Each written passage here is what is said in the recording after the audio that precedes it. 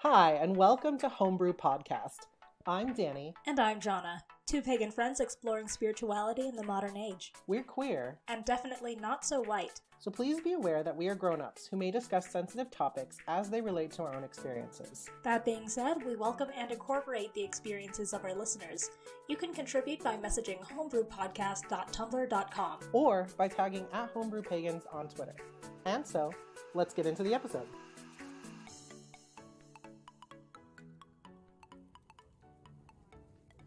Danny, what's your thoughts? Okay, so this episode we are structuring things. We are beginning a new structure sort of for just the beginning part.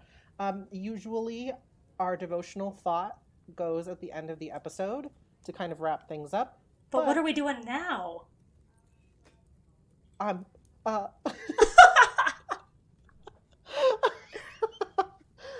Well, instead, we are bringing the devotional thought up to the forefront of the episode. We thought that this would be a nice way to ease into the episode. It would set the tone for the kind of episode we'd like to have.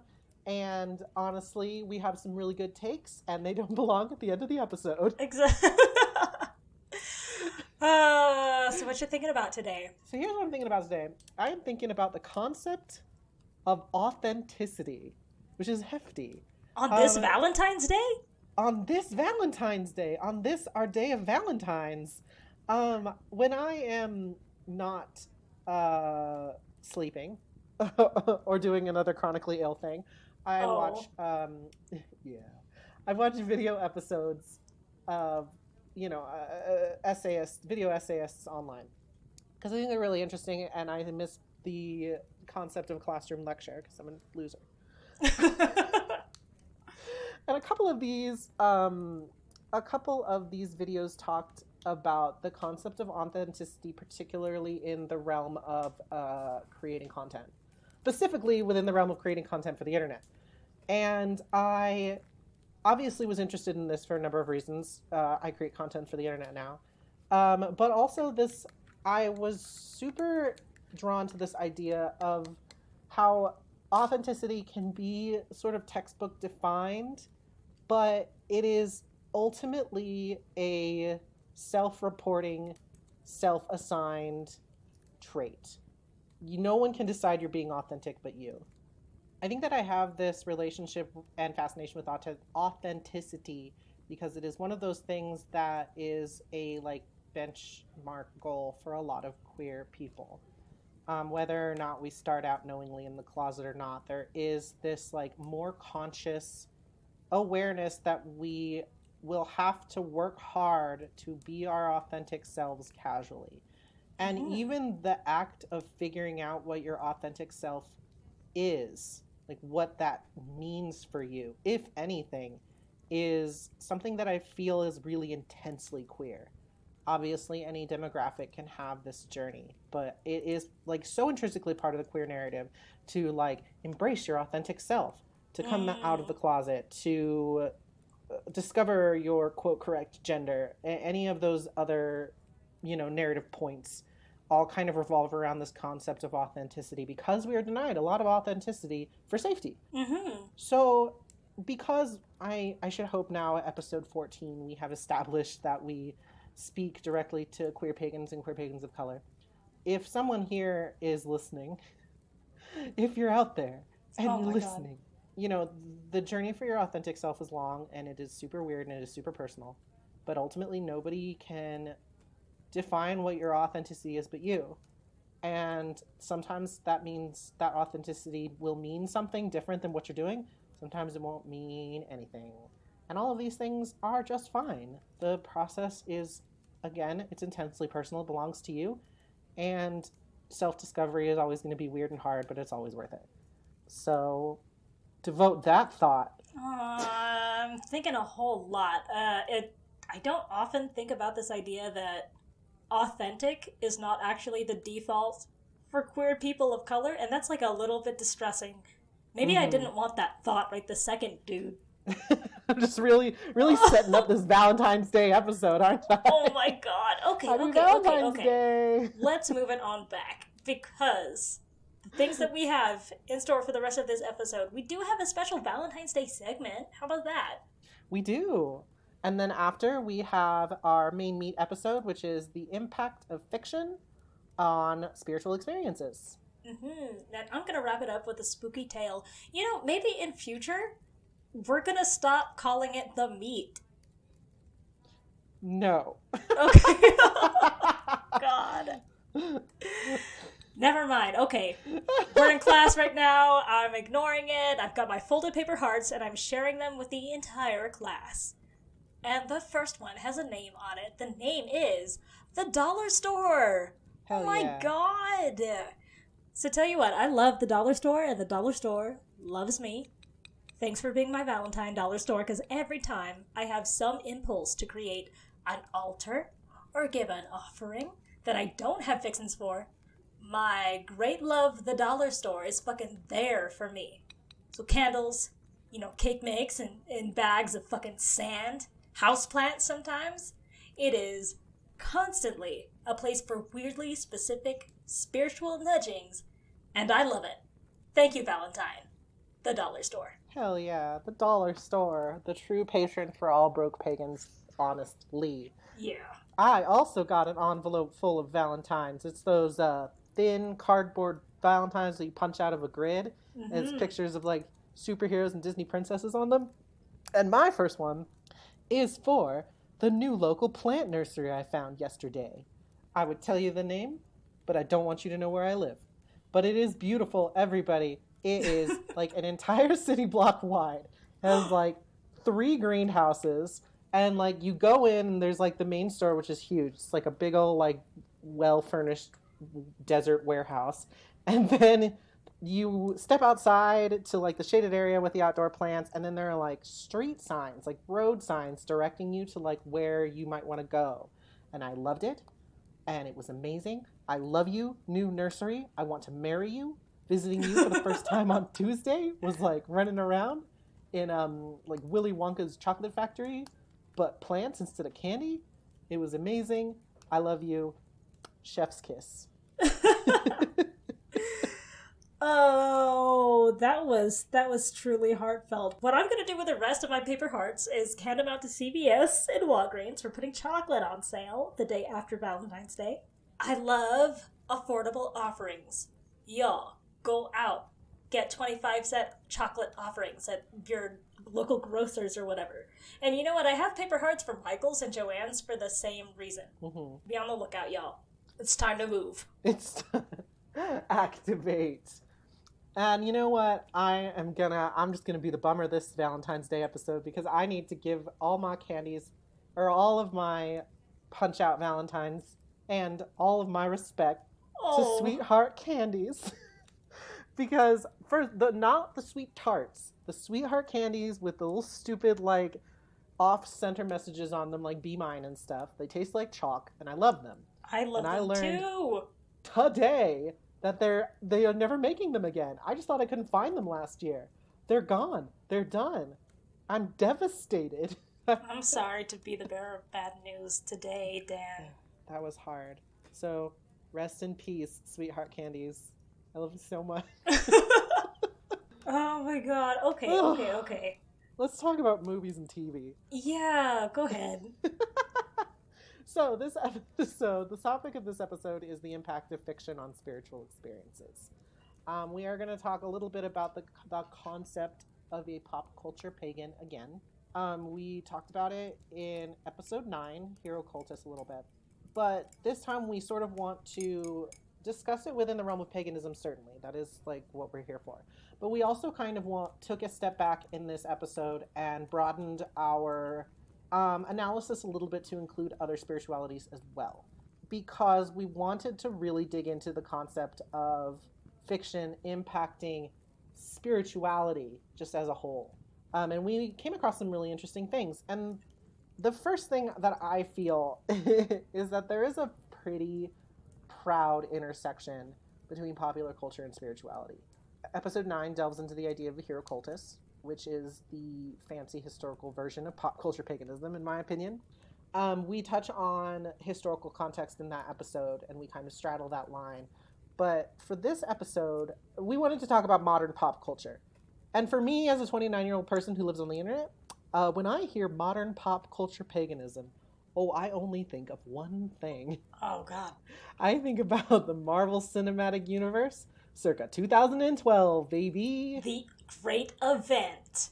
The great event. Oh, my God. Yeah, on the subject of superheroes, can I bring up, just real fast, gay people, queer people relating to modern fiction more than historical heroes and archetypes? Like, how the modern archetype of the superhero with a secret identity is such a potent projection for closeted queer people who feel that their hidden selves, their authentic selves, as you mentioned before, could do so much reckless good and be open to being loved and rewarded, but we protect ourselves with secrecy and this veneer of normalcy, which is sad, but needs to be said.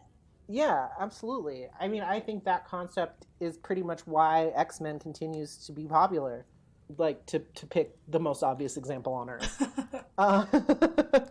Superhero movies absolutely have an appeal to any group of people who have to hide, essentially. And there's also a lot to be said about superhero movies, both classic and modern, and their trajectory that yo-yos back and forth between like pro-American imperialism propaganda to subversive queer-coded works. And those, whichever movie we're talking about will do something different. But that's kind of a parallel subject to what we want to talk about today. Today, we are embracing death of the author entirely.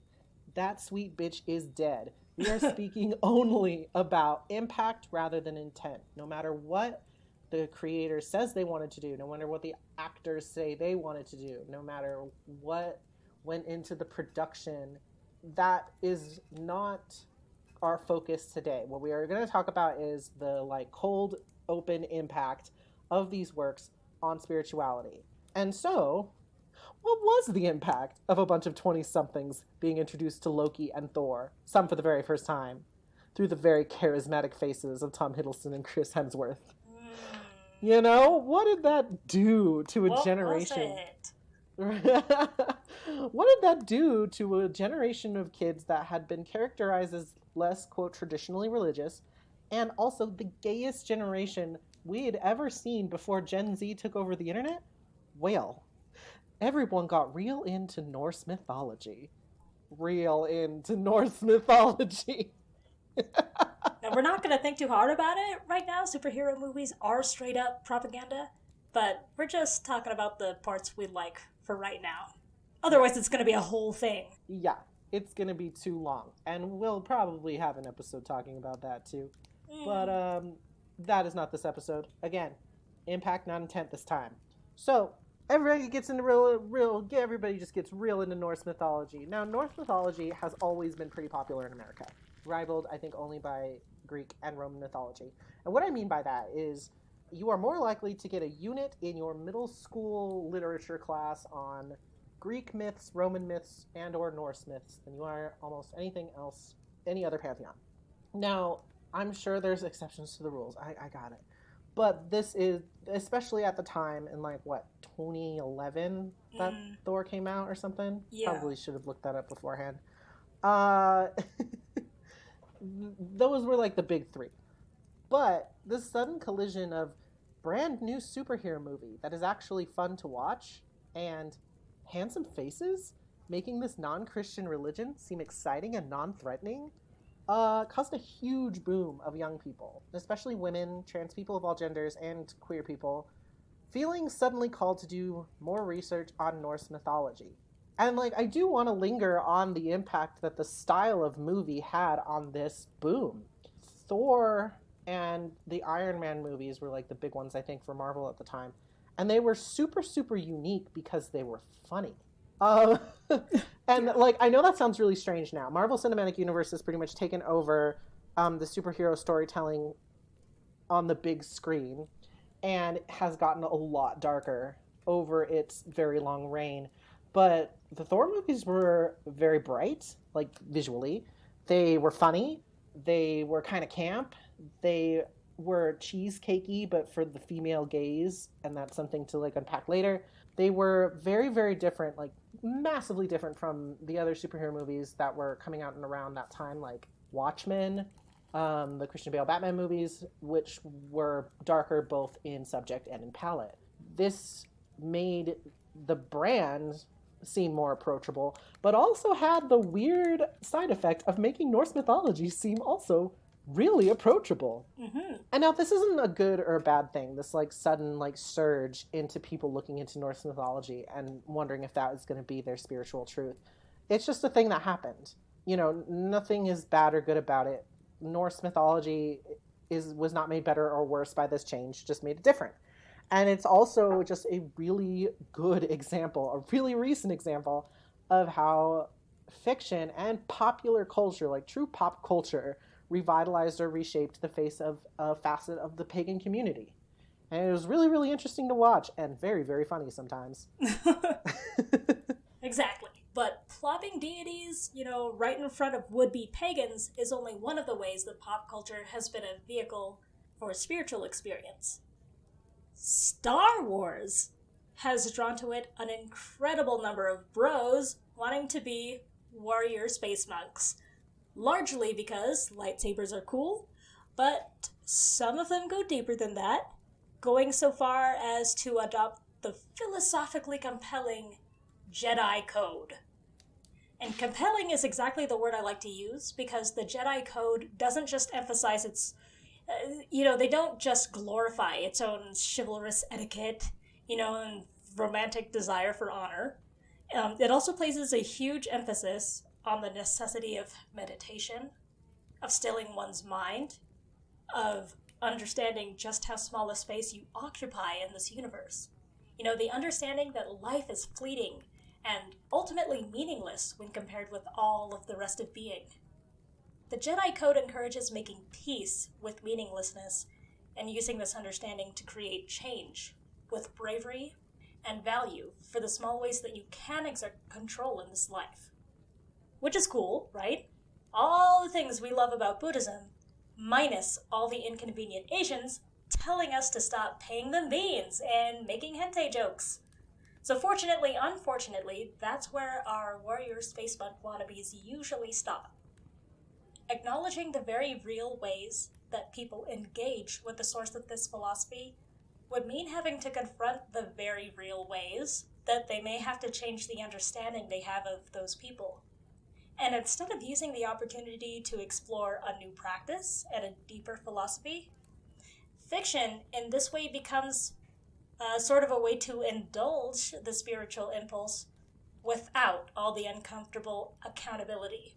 Definitely. That makes a lot of sense. And I think this is also a good place to bring up to re-remind everybody that we are definitely aware that the representation issue in Star Wars, particularly the Asian representation in Star Wars, is a subject that is not resolved, and it is something that needs to be talked about. Again, we are talking about the impact that the films as they are having have on spiritual experiences and practices. We are not necessarily engaging with these works as how they should be.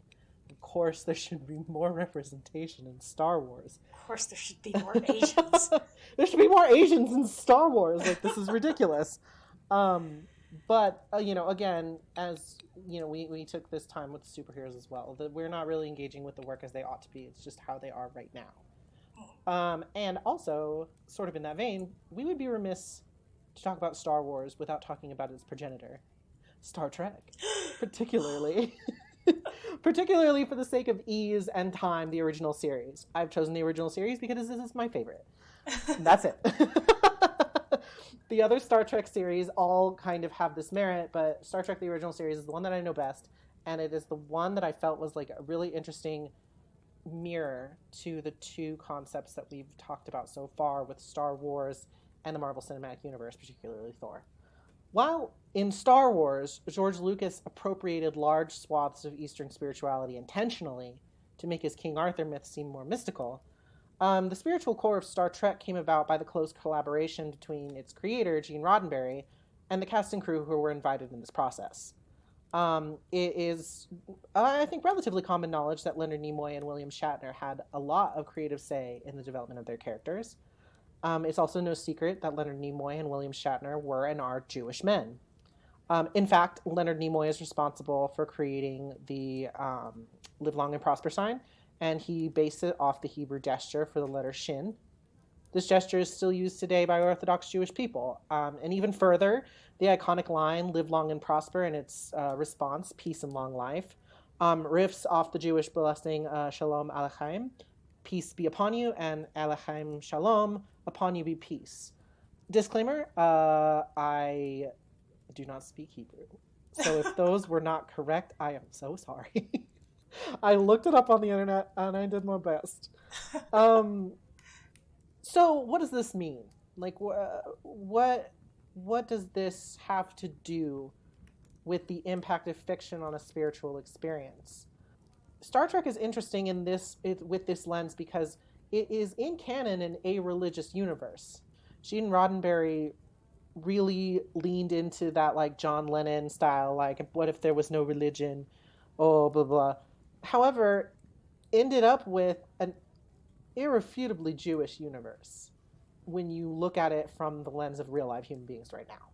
The impact of Jewish people imparting Jewish coding on their characters and the world these characters live certainly hits differently than a white American man putting Eastern spirituality influences on his very white British story. And I want to, like, tap these brakes a little bit and say that I understand, obviously, that Judaism is not categorized as a pagan religion on its own. And I also understand that as there are Christo-pagans, there are Jewish pagans, and those are valid personal journeys. They exist. They deserve respect. But as a non-Jewish person, I am not going to make any stronger connection between Judaism and paganism.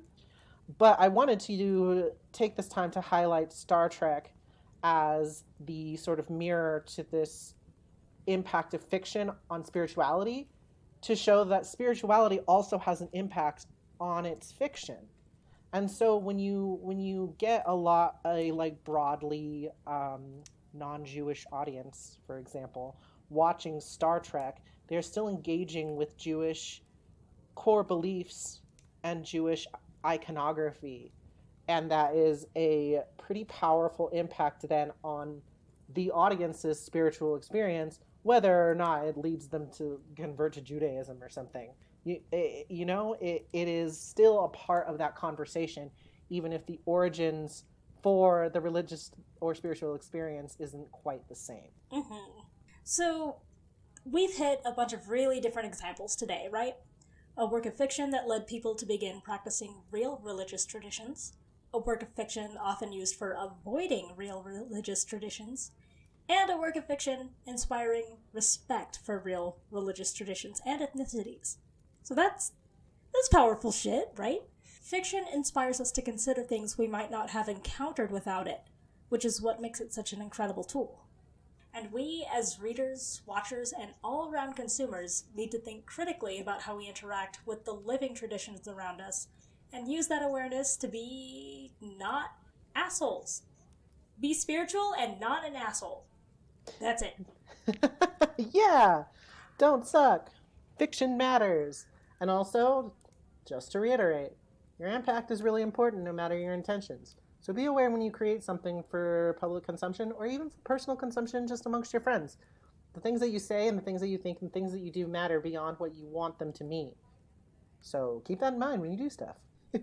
Oh my god. Hey, do you want to hear a story? I sure do. Alright, okay. This is a spooky tale, a spooky Filipino tale that takes place in the Philippines. Okay, this is called Midnight Run. It's from a book called Filipino Ghost Stories by Alex G. Paman. This was accessed through Hoopla, the app. Go get a library card, you guys. Cool. Yeah, do that. This is basically an anthology of ghost stories that he has researched and that people told to him. He changed names so that, we don't recognize these people, but he knows them. Here we go. Taxicabs are essential in the big city, particularly for long distances that go beyond a tricycle or jeepney ride, and if one has heavy items or luggage to carry. A common sight around airports, hotels, and tourist areas, they unfortunately have garnered a questionable reputation for gouging unwary passengers and foreigners for higher rates. Maricel was working late one night, leaving her office well after closing, and hoping to come home for some well-deserved rest. She immediately hailed a cab upon exiting her building, waving her hand at the first ride she saw coming up the street. The cab slowly pulled up to the curb, and she promptly took her seat inside. Giving him her address, she immediately decompressed and began to relax. "I can't tell you how long a day it's been," she said with a smile. "What a day." The taxicab driver remained quiet and kept his eyes on the road. It was late in the evening, and except for the meter display lighting the dashboard, the entire cabin was dark. Maricel thought nothing of it at first. She was familiar with the surroundings scrolling outside her window, so she knew she wasn't being kidnapped. The particular driver just wasn't the talkative type. "You've been doing this long?" she persisted. She needed to break the monotony of the long trip. "What's it like driving people around all day? What time do you sleep?" But the taxicab driver remained quiet in place. From where she was sitting, unless he turned his head to look behind him, she couldn't see his face properly. She finally arrived at her home. Maricel extended her hand for the payment, but the man lifted his cupped hand behind him to accept without turning. Glancing at the driver's rearview mirror, she noticed that the man seemingly had cotton taped across his eyes. Was he a partially blind driver? Oh my god. Maricel retrieved a pen and quickly wrote down the driver's name and the cab's identifying numbers listed on his exposed ID card, which was situated just above the meter. She wanted to report him for acting so suspiciously. The following day, she called the cab company and spoke to the main dispatcher. After telling him the cab and driver's information, she sat in disbelief at what the dispatcher then told her. It turned out the taxicab she rode in the night before had been in an accident 2 days prior. It crashed, and its driver was killed. Oh my god. The end! Oh my god. He was a ghost driver. Yeah! All right. That was cool. I love stories like that. I also love do you know that in New Orleans there's like certain places where like the cabbies don't interact like with people late at night after a certain time because there's too many fucking ghosts getting in their cabs. Yeah, shit, and like running up the meter and people get like stiff on their pay. They're like not getting paid. It costs drivers money to pick up ghosts. Ghosts are expensive. Oh my gosh, I love that. I love like ghost transportation stories. Yes. All right. Oh, that was good. Thank you. Let's wrap it up, dude. What's the question for this week? So the question for this week is, what work of fiction, if any, impacts or inspires your spiritual experiences? Ooh, that's a big open question. I know we have like a lot of Harry Potter nerds and like Percy Jackson nerds that just can't help it. Boys, there is no cringe culture here. Do it. Thanks so much for joining us this week, you guys. Special thanks to Ellery for her invaluable feedback. We love getting that kind of critique. Remember to subscribe and share Homebrew with anyone else looking for queer pagan content. You can always find us on iTunes, Spotify, wherever you like to get your podcasts, and new episodes are out every other Friday. A big thank you to Vic Cento for the use of our theme song, We Are One, and to the Miracle Forest for the background, The Magical Tearoom. Again, you can send your comments and experiences to us on Tumblr and Twitter with #HomebrewPagans. We are at homebrewpodcast.tumblr.com and at homebrewpagans on Twitter. Also, look out for our updates on our site, homebrewpodcast.home.blog. Thanks, everyone, and we'll talk to you real soon.